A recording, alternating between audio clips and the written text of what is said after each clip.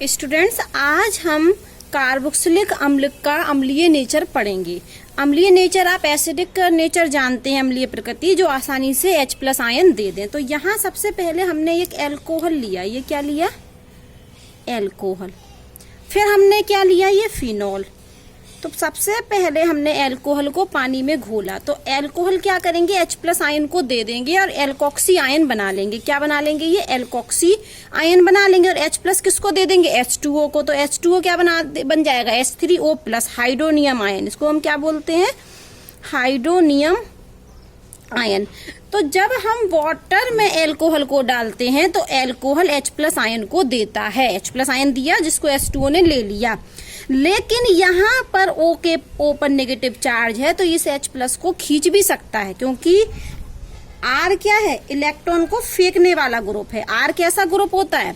सबसे पहले हमने एल्कोहल लिया और एल्कोहल को पानी में घोल दिया, तो एल्कोहल ने क्या किया? H+ आयन दे दिया। एल्कोहल ने क्या किया? H+ आयन दे दिया और हाइड्रोनियम आयन और एल्कोक्सी आयन बन गया। इतनी बात समझ में आई?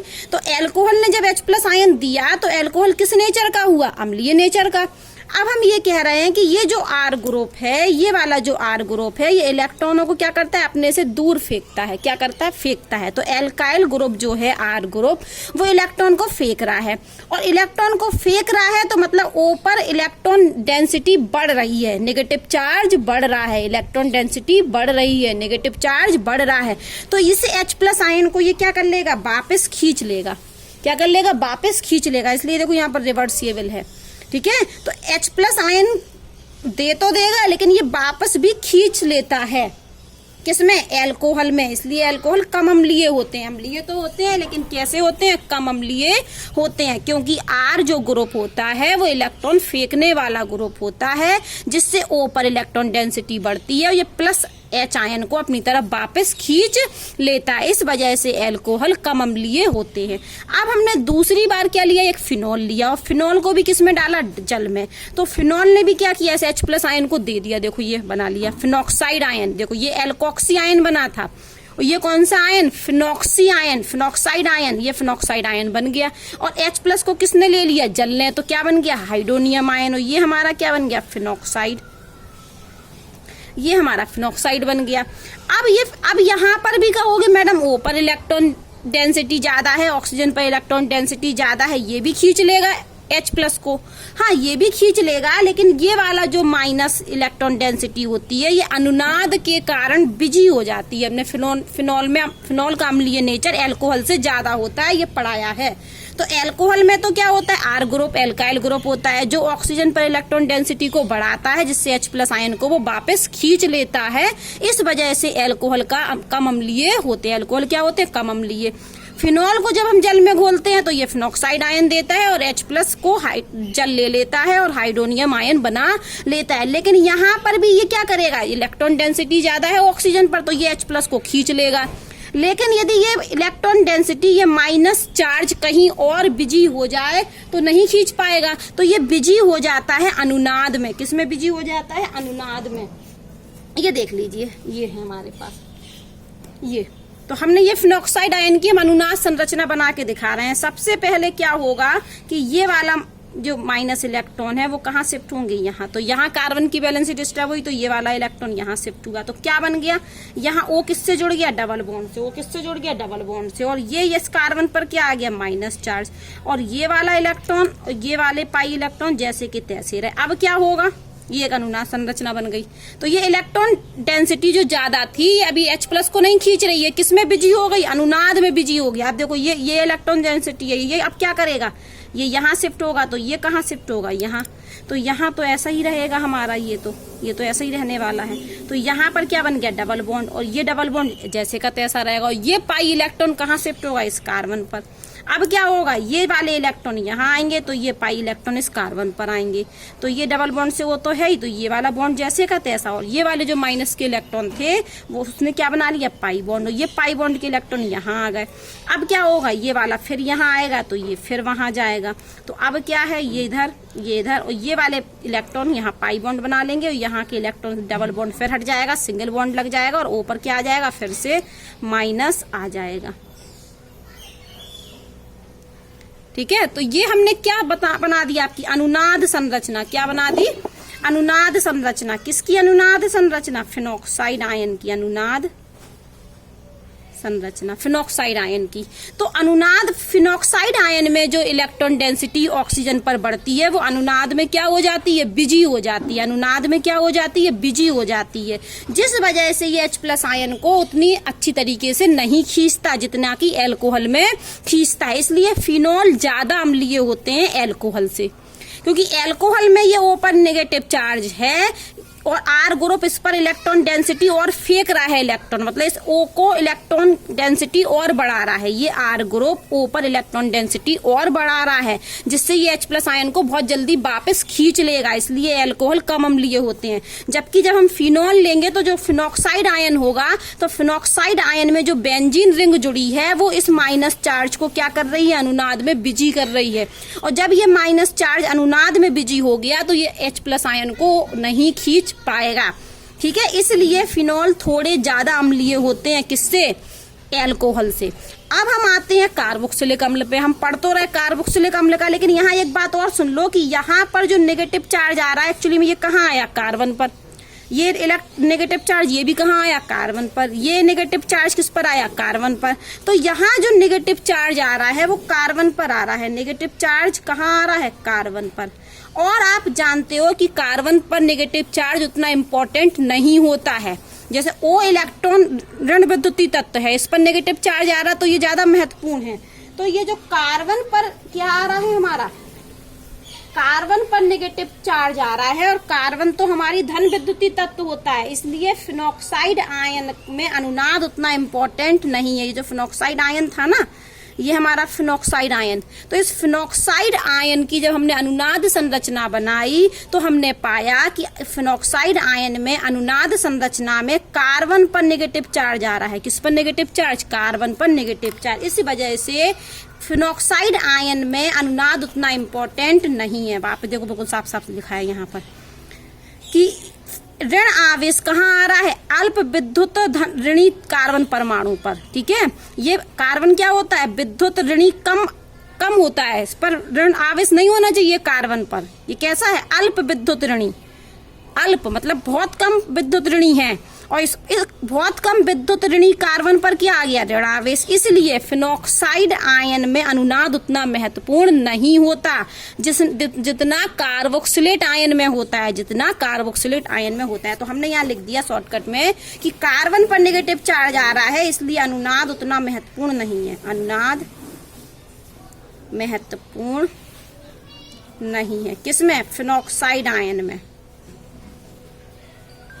फिनॉक्साइड आयन में। ठीक है, अब हम जाते हैं कार्बोक्सिलिक आयन पर। किस पर जाते हैं? कार्बोक्सिलिक आयन पे। ये देखिए, ये हमने लिया अब कार्बोक्सिलिक आयन, और इसको भी किस में घोल दिया? यहाँ लिख दे हम जल में। किस में घोल दिया? जल में। तो ये भी क्या करेगा? कार्बोक्सिलिक आयन अपना H+ देगा और H2O को देगा, तो क्या बन जाएगा? हाइड्रोनियम आयन, और यहाँ पर कार्बोक्सिलिक आयन बन गया। ये है हमारा कार्बोक्सिलिक आयन। ये हमारा, इसका नाम क्या है? इसका नाम हम यहाँ लिख देते हैं कार्बोक्सिलेट आयन। ठीक है, जैसे हम ये कर रहे थे ना कि एल्कोहल ने H+ दिया जल में तो हाइड्रोनियम आयन बनाया और एल्कोक्सी आयन बनाया, फिर फिनॉल को जल में घोला तो हाइड्रोनियम आयन बनाया और फिनॉक्साइड आयन बनाया। तो हमने कहा कि यहाँ पर तो वो बहुत जल्दी H+ को खींच लेगा, तो इसलिए कम अम्लीय है। यहाँ O पर जो माइनस चार्ज है वो अनुनाद में बिजी हो गया, तो एल्कोहल की तुलना में तो कम खींच पाएगा। लेकिन यहाँ पर फिनॉक्साइड आयन में जो ऋण आवेश आ रहा वो कार्बन पर आ रहा है, इसलिए ये अनुनाद उतना महत्वपूर्ण नहीं है। अब हम देखते हैं कार्बोक्सिलिक में। तो कार्बोक्सिलिक को भी जब हमने जल में H2O में घोला तो हाइड्रोनियम आयन बना और कार्बोक्सिलिक आयन बन गया। अब हम इस कार्बोक्सिलिक आयन का अनुनाद संरचना देखें तो हमने देखो ये R लिखा, R से सिंगल बॉन्ड कार्बन जोड़ दिया, और कार्बन से क्या जोड़ा है? डबल बॉन्ड से O, और एक सिंगल बॉन्ड से O- जुड़ा है, ये बना लिया। अब इसकी अनुनाद संरचना हम बनाते हैं। तो अनुनाद संरचना हम इसकी बनाते हैं तो सबसे पहले क्या होगा कि ये जो माइनस चार्ज है ये इधर आएगा, तो ये वाला इधर चला जाएगा, तो क्या बन जाएगा? ये R कार्बन, और यहाँ पर लग जाएगा डबल बॉन्ड, और यहाँ पर पाई बॉन्ड टूट गया तो यहाँ बन जाएगा सिंगल बॉन्ड और O-। ठीक है, तो ये अनुनाद संरचना बन गई कार्बोक्सिलिक आयन की। तो कार्बोक्सिलिक आयन की अनुनाद संरचना है। अगर हम इसका हाइब्रिड संरचना बना दें, क्या बना दें इसकी हाइब्रिड संरचना, तो हाइब्रिड में हम लिखेंगे R और C, और हम यहाँ देखो एक बार कहाँ डबल बॉन्ड है यहाँ, और एक बार कहाँ डबल बॉन्ड है यहाँ, तो हम यहाँ ऐसे लगा देंगे डैश डैश डैश कि दोनों जगह हो सकता है। ये देखिए ये और ये, इस पे भी पार्शली नेगेटिव लगा दिया, इस पर भी पार्शली नेगेटिव लगा दिया। ये हमने इन दोनों की कंबाइंड स्ट्रक्चर बना दी और इसको हम बोलते हैं हाइब्रिड स्ट्रक्चर। ठीक है, तो ये हाइब्रिड स्ट्रक्चर है कि ओ पर यहाँ डबल बॉन्ड भी हो सकता है, यहाँ भी हो सकता है, और माइनस यहाँ भी, यहाँ भी, जैसे देखो एक बार माइनस यहाँ, एक बार माइनस ऊपर, तो ये हाइब्रिड संरचना है। तो आप क्या देख रहे हैं इस अनुनाद संरचना में, कार्बोक्सिलिक आयन की संरचना में, अनुनाद संरचना में आप देख रहे हो कि नेगेटिव चार्ज कहाँ है, ओ पर। यहाँ नेगेटिव चार्ज कहाँ है, ओ पर। या हम हाइब्रिड से भी देखें तो नेगेटिव चार्ज कहाँ है, ओ पर, यहाँ भी ओ पर, कार्बन पर तो नहीं है। जबकि फिनॉक्साइड आयन में जब हमने अनुनाद संरचना बनाई थी तो नेगेटिव चार्ज कहाँ आ रहा था, कार्बन पर, और कार्बन जो होता है वो अल्प ऋण विद्युतीय तत्व होता है और उस पर आ गया नेगेटिव चार्ज। इसलिए ये वाला अनुनाद उतना महत्वपूर्ण नहीं है किसकी तुलना में, कार्बोक्सिलेट आयन की अनुनाद संरचना में, क्योंकि कार्बोक्सिलेट आयन की अनुनाद संरचना पर माइनस चार्ज ओ पर आ रहा है, और ओ अल्प नहीं होता, ओ तो बहुत ऋण विद्युतीय तत्व होता है, अधिक ऋण विद्युतीय तत्व होता है, और अधिक ऋण विद्युतीय तत्व पर माइनस आ रहा है। देखिए, तो ये वाला अनुनाद ज्यादा महत्वपूर्ण है, ये अनुनाद क्या है, ज्यादा महत्वपूर्ण है। और ये ज्यादा महत्वपूर्ण है तो ये O माइनस इतना ज्यादा बिजी हो गया कि इस H प्लस को नहीं खींचेगा, क्योंकि ये वाला अनुनाद में ज्यादा महत्वपूर्ण है। तो ये देखो, ये भी तो मैं यही कहना चाह रही हूँ कि ये माइनस को यदि मैं कहीं बिजी कर दूं, ये माइनस कहाँ कर दूं, कहीं बिजी, तो ये H प्लस आयन को नहीं खींचेगा। यहाँ पर ये वाला माइनस बिजी नहीं हो रहा था, ये तो इस पर इलेक्ट्रॉन डेंसिटी R ग्रुप की वजह से और बढ़ रही थी, तो इसने H प्लस को वापस नहीं खींचा, इसलिए ये नहीं वापस खींच लेगा, ये वापस खींच लेगा एल्कोहल में, इसलिए एल्कोहल कम अम्लीय होते हैं। जबकि फिनॉल में ये माइनस चार्ज अनुनाद में बिजी तो हुआ, तो होगा तो ज्यादा अम्लीय, क्योंकि ये माइनस चार्ज बिजी हो गया, लेकिन ये अनुनाद उतना महत्वपूर्ण नहीं है जितना कार्बोक्सिलिक आयन में ये अनुनाद महत्वपूर्ण होता है। तो अब ये माइनस चार्ज हो गया अनुनाद में बिजी, ये वाला माइनस, तो ये H प्लस को खींचेगा, वापस नहीं खींचेगा, और नहीं खींचेगा तो कार्बोक्सिलिक आयन क्या करेंगे, H प्लस आयन को आसानी से दे देंगे। इसलिए कार्बोक्सिलिक आयन सबसे ज्यादा अम्लीय नेचर के होते हैं। आज हमने पढ़ा कि एल्कोहल, फिनॉल और कार्बोक्सिलिक में कौन अम्लीय नेचर ज्यादा होता है, तो सबसे ज्यादा अम्लीय नेचर होता है कार्बोक्सिलिक आयन का, क्योंकि इसमें अनुनाद बहुत महत्वपूर्ण है, क्योंकि इसमें O पर ऋण विद्युतीय तत्व पर माइनस आता है।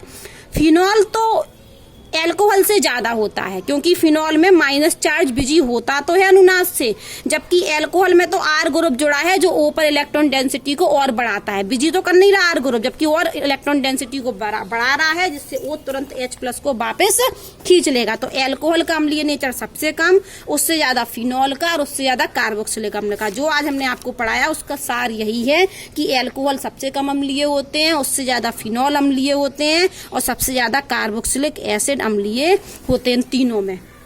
तो आज हमने ये अम्लीय नेचर पढ़ लिया। अब हम थोड़ा सा पढ़ तो कार्बोक्सिलिक अम्ल रहे थे, तो हम इस रिएक्शन को थोड़ा लिखते हैं। ये ऊपर वाली ये वाली वापस RCOOH प्लस H2O, और ये कार्बोक्सिलिक आयन बना, और ये हमारा हाइड्रोनियम आयन बना। अब हम इसके लिए इक्विलिब्रियम कांस्टेंट लिख रहे हैं। रासायनिक साम्यावस्था में पढ़ा होगा आपने इक्विलिब्रियम, EQ का मतलब इक्विलिब्रियम कांस्टेंट। तो क्या करते हैं हम इसमें, यहाँ पर प्रोडक्ट की सांद्रता और नीचे लिखते हैं रिएक्टेंट की सांद्रता। तो प्रोडक्ट कौन है, ये और ये, तो इनका गुणनफल कर दें। इस ब्रैकेट का मतलब होता है सांद्रता। ये कक्षा में पढ़ चुके हैं, कक्षा 11 में, S3O प्लस की सांद्रता।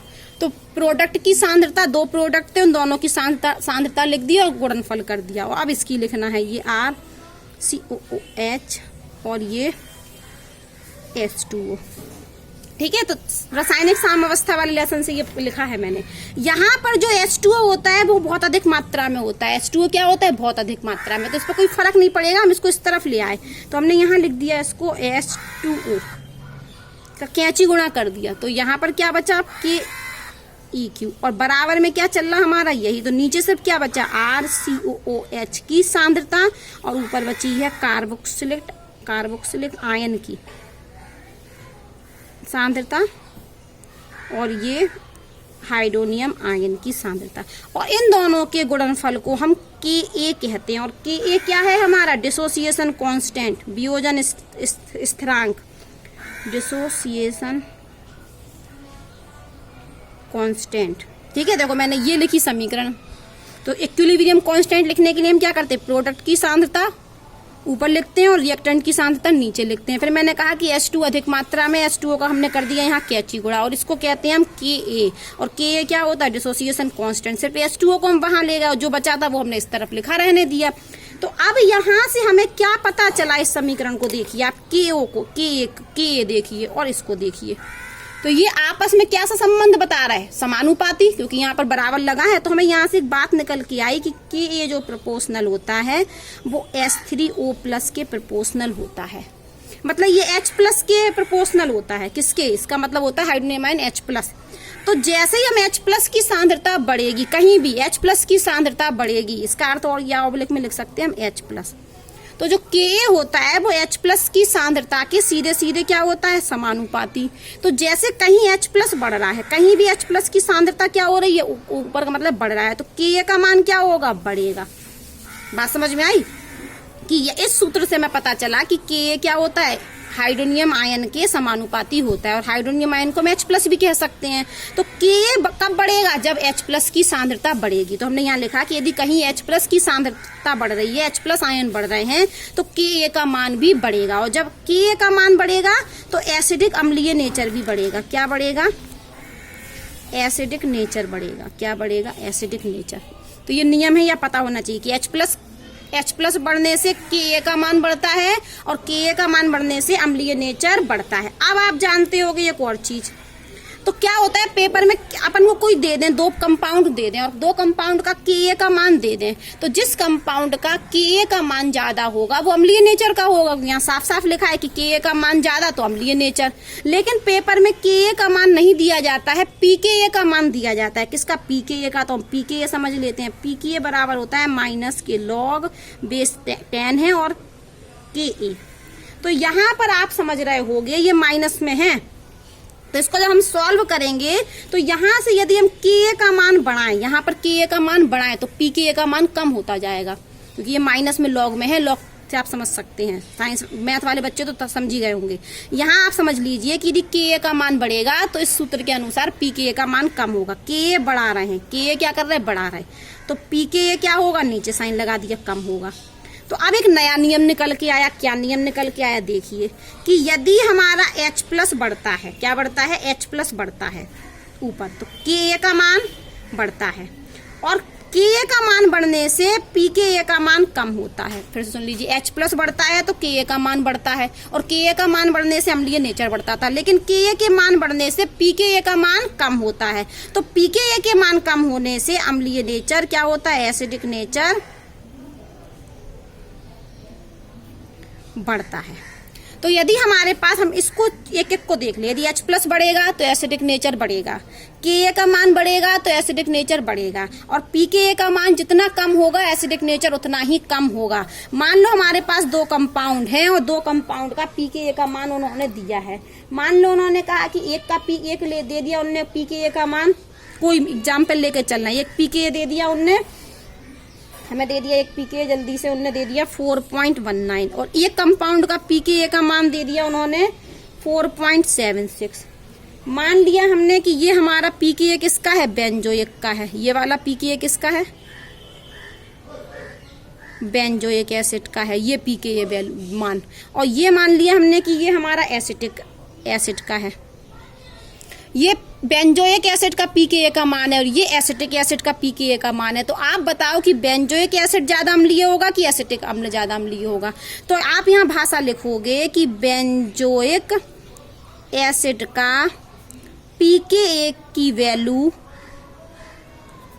एसिटिक, ये अलग से क्वेश्चन टाइप करा रहे हैं, एसिटिक एसिड से कम है, अतः बेंजोइक जिसका pKa का मान कम वो ज्यादा अम्लीय। देखिए जिसका pKa का मान कम वो ज्यादा अम्लीय, क्योंकि मान घटने पर अम्लता बढ़ रही है। तो मान घट रहा ना, इसका 4.76 है, इसका 4.1 है, 9 है। तो बेंजोइक अम्ल का pKa का मान एसिटिक अम्ल के pKa के मान से कम है, इसलिए बेंजोइक एसिड ज्यादा अम्लीय होगा। तो कुछ समझ में आया कि यदि हमें pKa के मान दे दें तो जितना कम pKa का मान वो उतना ज्यादा अम्लीय। यहाँ हमें 2 पदार्थ दे दिए, वो 4 दे दें तो 2 पदार्थ दिए थे, pKa का मान दिया था बेंजोइक अम्ल का जो 4.1 था और जबकि एसिटिक अम्ल का 4.7 था। और हमसे पूछा गया कि कौन ज्यादा अम्लीय है, तो हम लिखेंगे कि बेंजोइक अम्ल का pKa का मान कम है, इसलिए बेंजोइक अम्ल ज्यादा अम्लीय है। किससे? एसिटिक अम्ल से। इतनी बात समझ में आई? एक अलग से क्वेश्चन टाइप का ये हो गया। अब जल्दी से सुन लीजिए आप कि अगर इलेक्ट्रॉन विथड्रॉइंग ग्रुप जुड़े हों, इलेक्ट्रॉन विथड्रॉइंग ग्रुप किससे? कार्बोक्सिलिक आयन से। कौन सा ग्रुप? इलेक्ट्रॉन विथड्रॉइंग ग्रुप, मतलब इलेक्ट्रॉन खींचने वाला, इलेक्ट्रॉन खींचने वाला। और एक कंडीशन हो सकती है कि इलेक्ट्रॉन रिलीजिंग ग्रुप, रिलीज मतलब देने वाला, इलेक्ट्रॉन देने वाला, फेंकने वाला, देने या फेंकने वाला। बहुत ध्यान से सुन लीजिए, यदि कार्बोक्सिलिक आयन में इलेक्ट्रॉन को खींचने वाला ग्रुप जुड़ा है, कौन सा ग्रुप? इलेक्ट्रॉन को खींचने वाला, तो इलेक्ट्रॉन विथड्रॉइंग ग्रुप का क्या होगा? इलेक्ट्रॉन को खींचने वाला है तो ये एसिडिक नेचर को बढ़ाता है, एसिडिक नेचर को क्या कर देगा? और बढ़ाता है।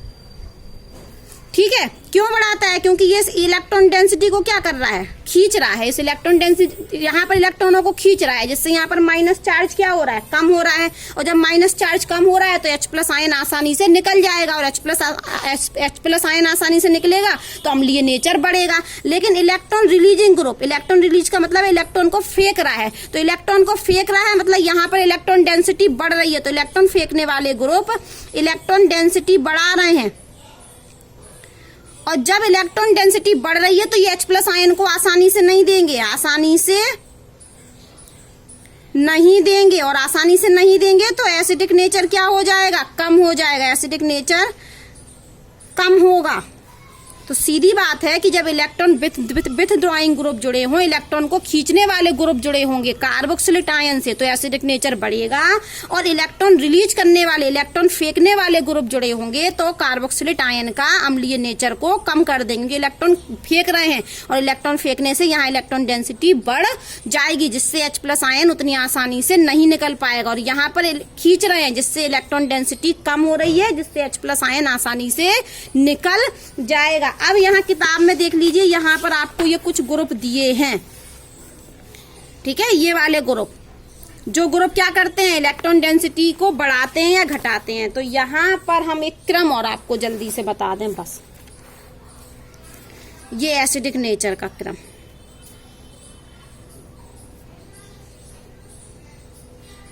ये फिनाइल, ये X का मतलब हैलोजन, ये CN, और ये हमारा NO2, और ये हमारा CF3। ठीक है, तो ये क्रम है आपका।